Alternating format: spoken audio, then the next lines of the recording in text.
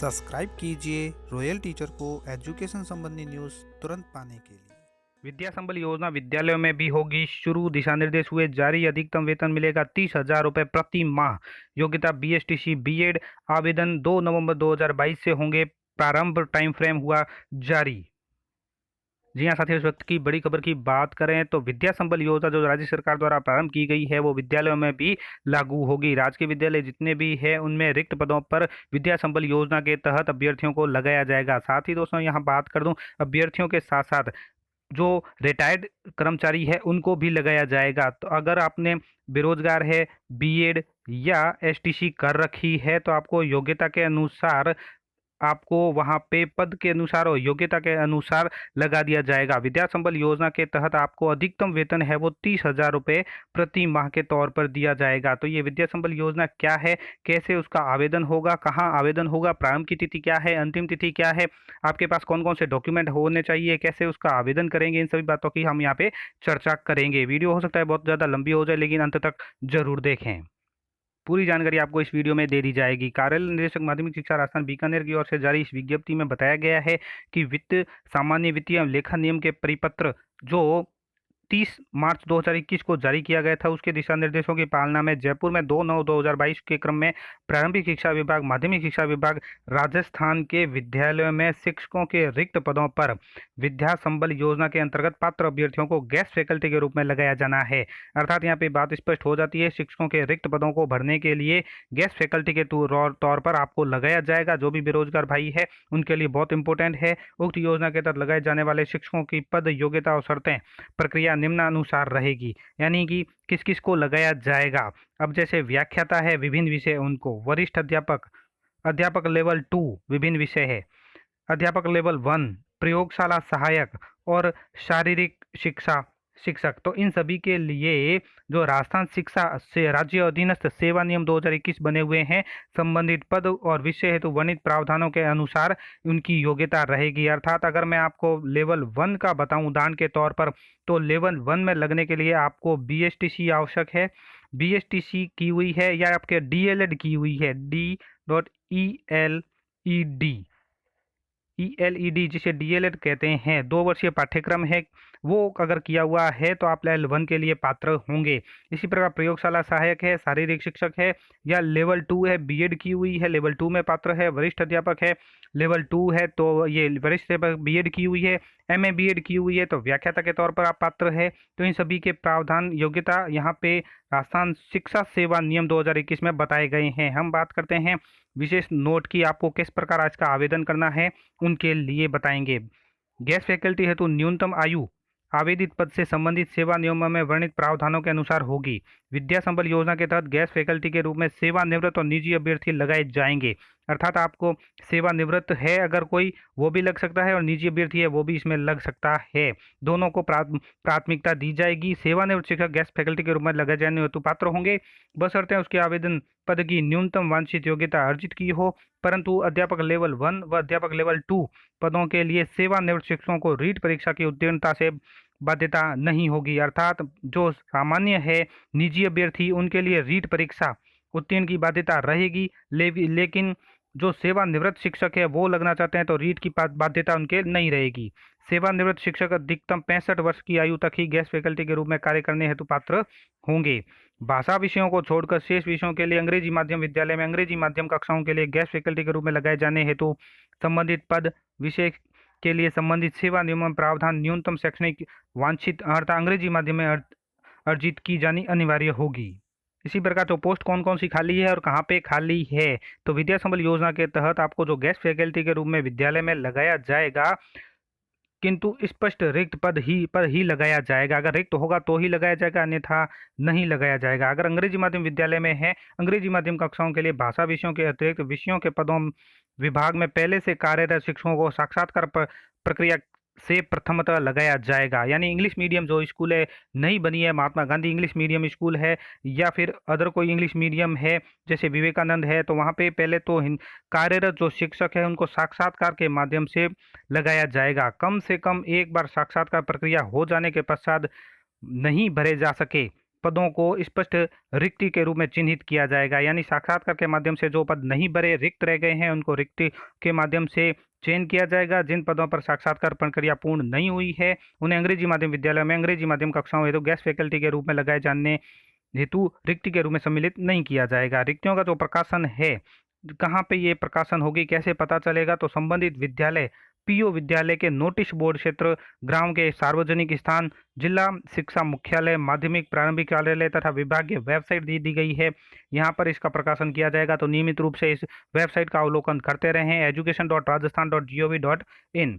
आवेदन की जो प्रक्रिया है उसके लिए भी बता दें कि किसी भी पद हेतु 65 वर्ष से अधिक आयु के जो सेवानिवृत्त शिक्षक है या निजी अभ्यर्थी है, उस पद की पात्रता रखते हो निर्धारित प्रारूप में पूर्ण भरा हुआ आवेदन समस्त आवश्यक दस्तावेज संलग्न कर विभाग द्वारा निर्धारित की गई समय सारणी के अनुसार अंतिम तिथि तक विद्यालय समय में संबंधित विद्यालय के प्राचार्य या पीओ को समय व्यक्ति विद्यालय के उपस्थित होकर प्रस्तुत करेंगे। अर्थात आप आवेदन भर के 65 वर्ष की आयु तक के, चाहे सेवानिवृत्त है या निजी अभ्यर्थी है, पूर्ण भरा हुआ आवेदन संलग्न दस्तावेजों के साथ विद्यालय के प्राचार्य को सुपुर्द करेंगे या पीओ को सुपुर्द करेंगे। वरीयता का जो निर्धारण है कि अगर एक पद हेतु 5 आवेदन आ जाते हैं या 5 पद हेतु 25 आवेदन आ जाते हैं, तो वरीयता का निर्धारण किस प्रकार किया जाएगा।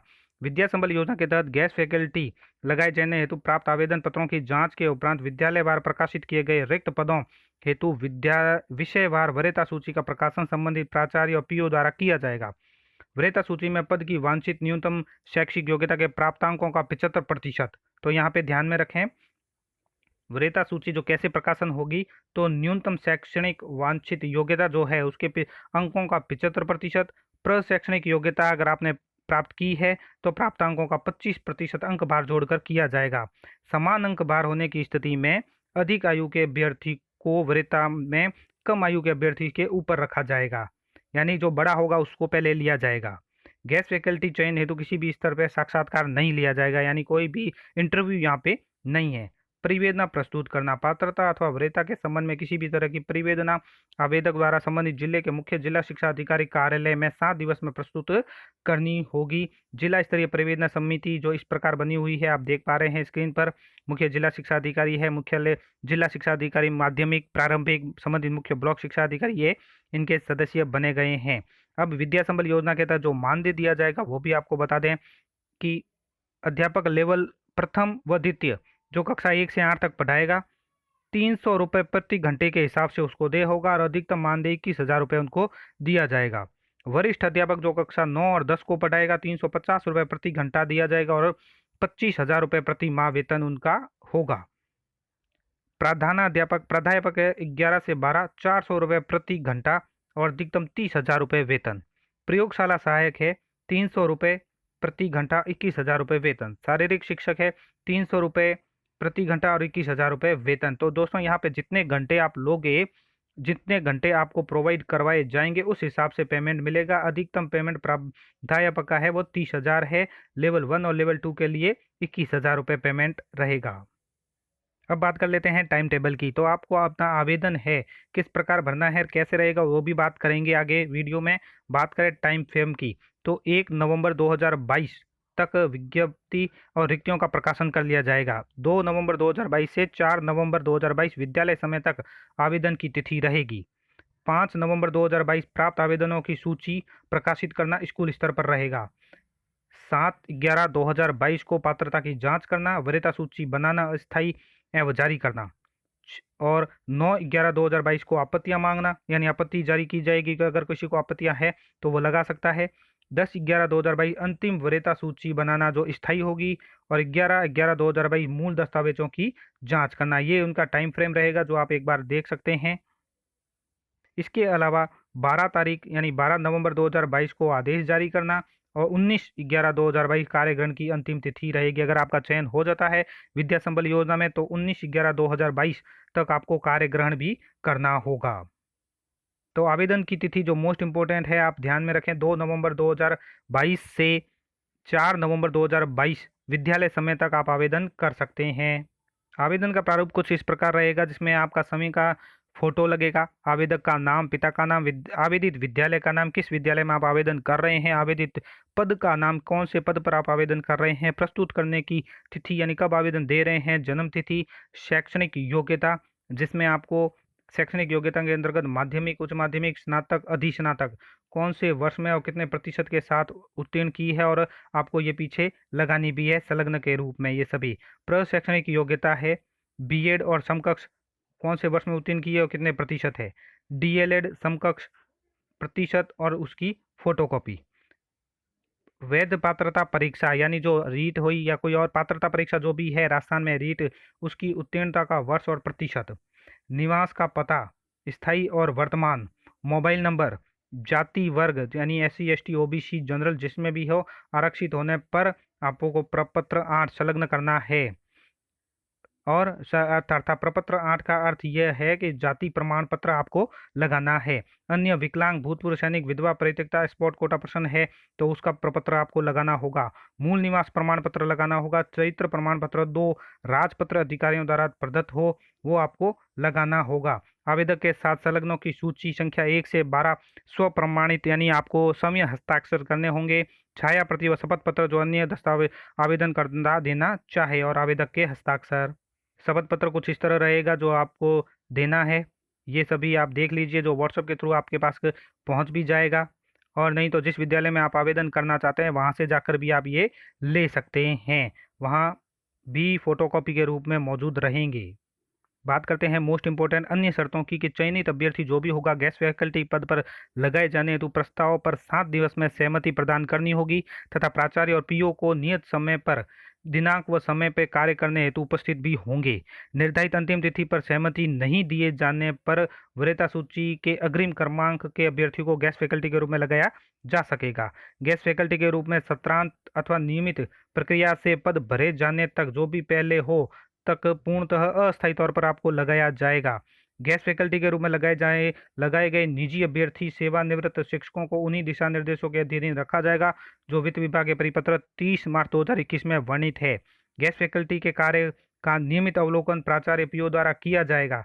निम्न कार्य कुशलता, दुराचरण, अनियमितता या कार्य में अनुपस्थिति की दशा में प्राचार्य पीओ द्वारा बिना कारण बताए गेस्ट फैकल्टी के रूप में विमुक्त भी किया जा सकेगा। तो दोस्तों ये थी गेस्ट फैकल्टी के रूप में लगाए जाने विद्या संबल योजना, जिसकी जानकारी मैंने आपको दी। उम्मीद है दोस्तों ये वीडियो आपको पसंद आई होगी। वीडियो पसंद आए तो ज़रूर लाइक, शेयर और सब्सक्राइब कीजिए। पास में आने वाले घंटी के बटन को जरूर दबाएं एजुकेशन संबंधी न्यूज़ तुरंत पाने के लिए।